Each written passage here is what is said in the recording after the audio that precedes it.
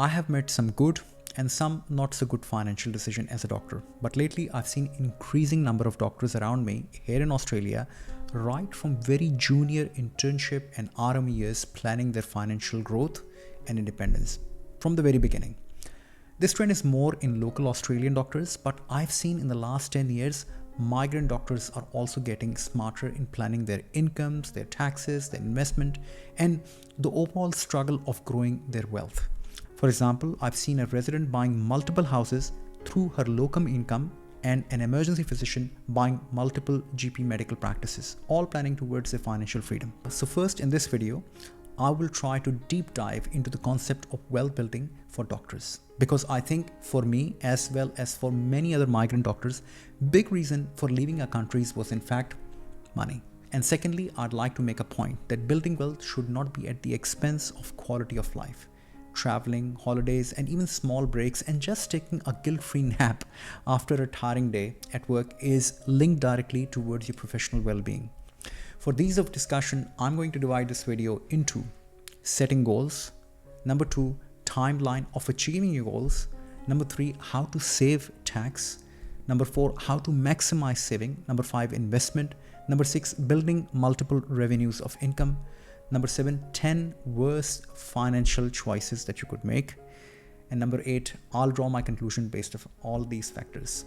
And yes, a disclaimer, what I'm about to talk about is based on my personal experiences and interaction, plus my due diligence and research. You should consider professional advice based on your own individual circumstances. Goals. I like goals. They're like factors that drive growth. So I'm going to keep it simple.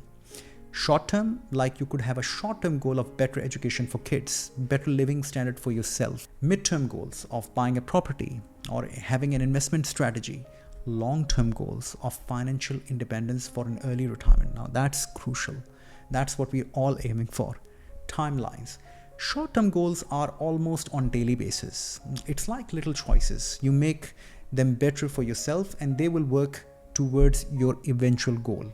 It improves the quality of your life and helps you plan smartly. For medium term, I would suggest 3 to 5 years. It should be the timeline when you step into the property step ladder.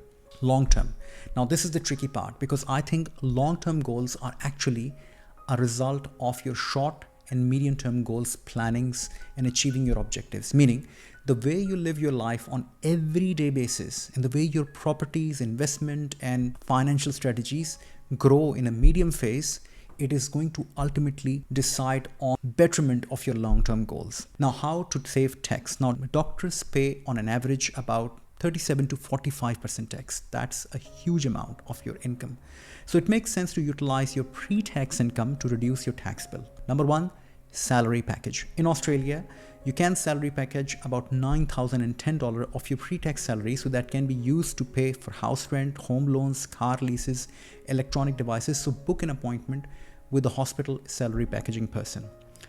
In addition, employees can also salary package $2,650 for dining, meals and entertainment, and also holiday accommodation and expenses. Most hospitals will give you meals and entertainment debit card, which is more like a credit card, which you can use not only locally, but also overseas, spending on parties, restaurant accommodation. I even took my debit card to Dubai and I was surprised when it kept on paying for the restaurant bill. So it is quite good. $2,650, which equates to about $220 per month, which is great. There will also be about 11% contribution to your superannuation by your employer, but you can also co-contribute to make a maximum amount of $27,500, which again is tax deductible amount. So it's like using your pre-tax income to maximum your savings, or rather saving your tax. But instead of giving it to the taxman, you're actually investing that into your superannuation portfolio. Hence, there's a cap. When you're traveling overseas, travel smartly. Always look for courses, conferences, training, and education opportunities, not only overseas, but also locally. You can claim for your AFS registration cost towards that educational thing, accommodation and meals, attending seminars, conferences, training courses. Now, these could be any courses. They help to increase your knowledge, professional skills, or just make sure that you save all the receipts when you're doing these courses. Also remember, donations to registered charities, a school developmental fund for children, and income production are 100% tax deductible. There are many other ways to reduce your tax bill by using investment properties, business expenses. So please make sure that you plan a meeting with your accountant regularly to maximize those savings and reduce your tax. How to maximize saving? Now, the first step is always going to be building a saving habit. And you might already have your own way of doing that, and that's perfectly fine if it works for you. In order to have a bit more organized structures of your savings, I've divided into 3 main pots. Pot A is your annual big ticket expenses like traveling, holidays, or saving for something special, maybe a car. On an average, for a single person traveling, holidays, and air ticket, just reserve $5,000 per person if you're living in Australia for traveling around. Pot B. Now, this is the most important pot, and this is for your 10% of your annual salary saving, regardless of what happens. This is untouchable. So if your take-home salary post-tax is $100,000, 10% saving would be about $12,000 based on $1,000 saving every month. Now, pot C is actually not a saving. It is the money that you already spent but comes back annually after you file in your tax returns. And this would equate to about $7,000 to $8,000 every year, which is roughly what I got when I was filing my taxes regularly. Now, instead of spending that $7,000 to $8,000 that it's a free money, put it along with pot B money. Now, let's say that you have saved about $12,000 consistently for 5 years. So you've accumulated about $60,000, another $7,000 for annual tax return per year. So it looks like you have a saving about $35,000 plus about $60,000, about $95,000 in 5 years, which is based on very comfortable saving without compromising the lifestyle, the travel, or any other thing. Now, let's talk about investment. The biggest enemy of your saving, which you've done, is inflation. So you would not want to leave all of this money into your bank account. I would like to grade the investing strategies at 3 levels: the beginner level, the intermediate level, and an expert level. So let's talk about beginner level. Most migrant doctors from UK, Australia must aim to buy their own house in the first 5 years. Imagine you've utilized the saving methods that I've just told you about, and you've got about $100,000 sitting in your bank account in 5 years.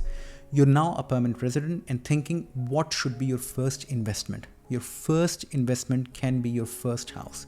Most mortgage companies have special deals for doctors and professionals due to the good income and safe employability.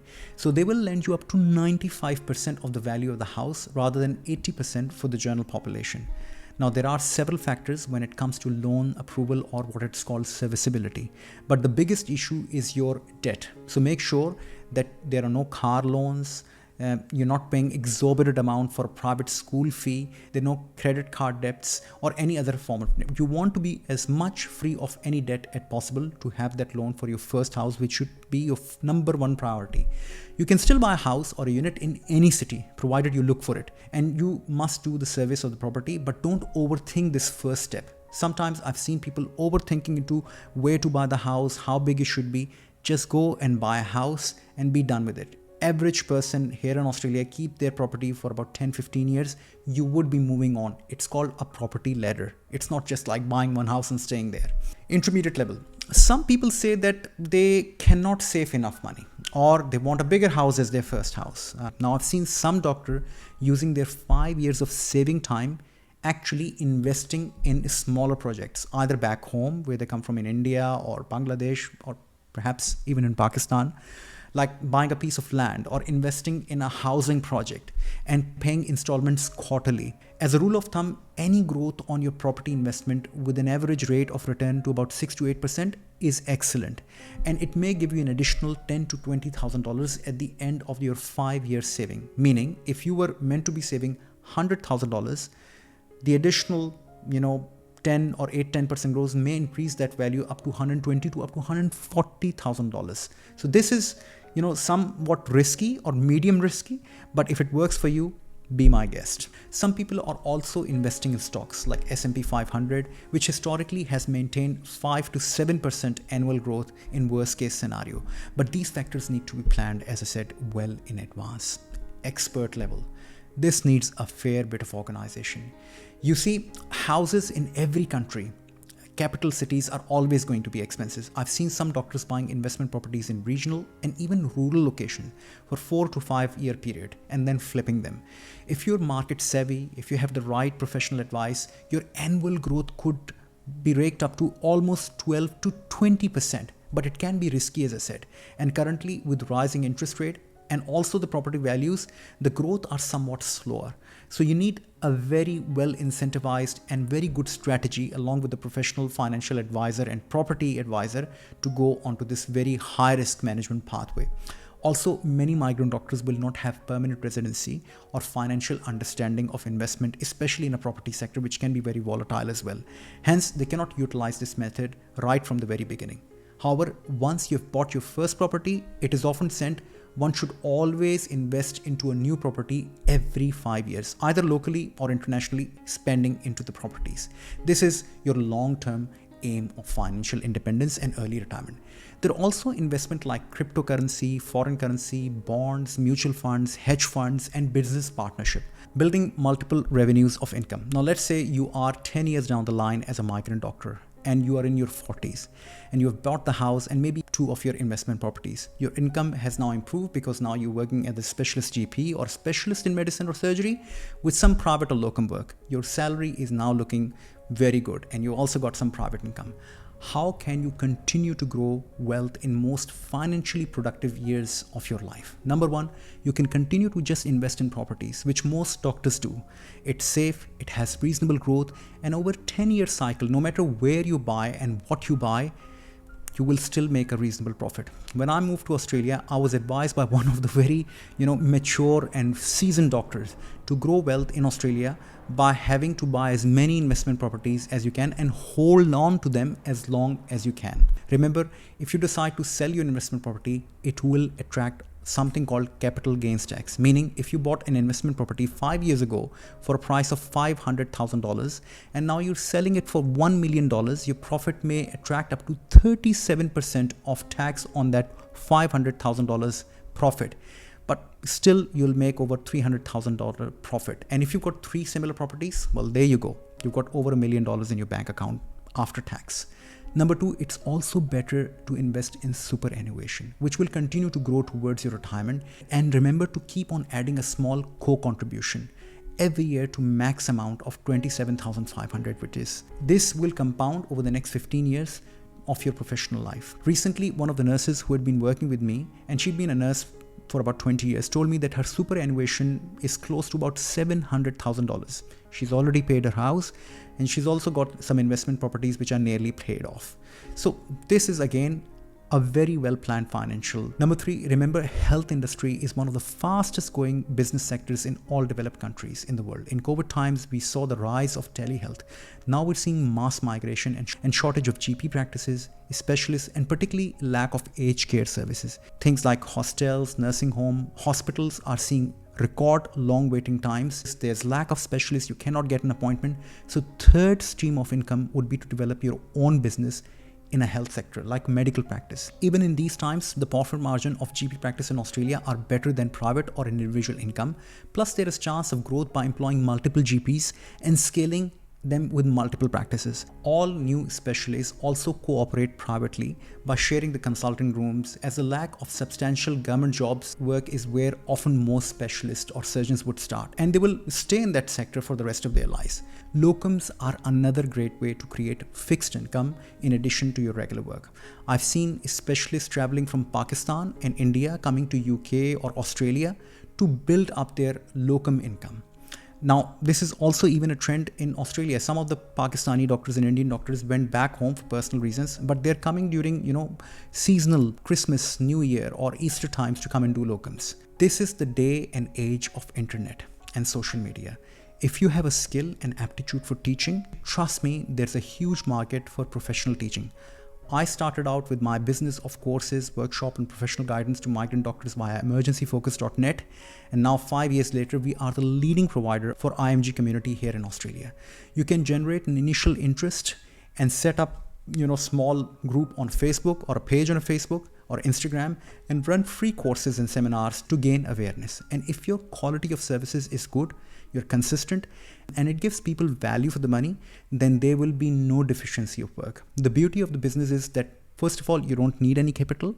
Your time is your investment, and it will keep on growing. As I said, if you keep on remain consistent and maintain the quality. My business now lets me work part-time, and I also enjoy the luxury of working from home, but it has come after a lot of hard blood and sweat.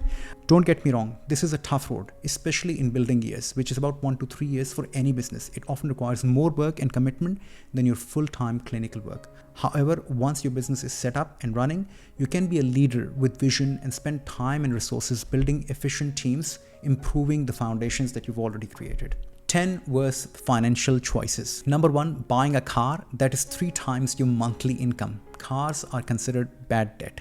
They depreciate quickly and they have high interest rate, and it will limit your loan repayments, or it will also limit your loan serviceability for any other productive loans in terms of business loans or house loans. Number 2, renting house in a very expensive area just to live in a posh locality. Need I say more on that? Number 3, delaying your first house buying. Just overthinking the entire process. This will kill the entire concept of building wealth. Number 4, unable to repay your owner-occupied property within 12 to 15 years of buying it. Now, this is very important. Most doctors and professional and even nurses are able to pay off their first property in about 15 years. And with rising interest rate now touching about 5%, I think it's often good idea to get rid of this, the loan as soon as you can. Number 5, not taking your annual leaves periodically. Now, you may say that, what is this kind of advice for financial growth and independence? This is very important. This will work. If you work consistently, it will cause burnout and it limits your professional longevity. So please do consider taking small breaks consistently throughout your year. Number 6, traveling business class or first class on your own money. Think about it.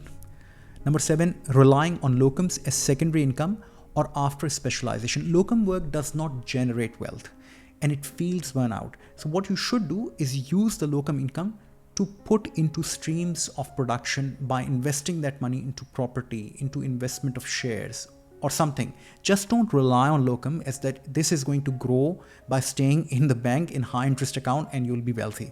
It doesn't work that way. It has never worked like that way. Number 8, not having 2 income streams, putting all your eggs in the same basket. In this day and age, anything could happen. Your health may suffer, you may die.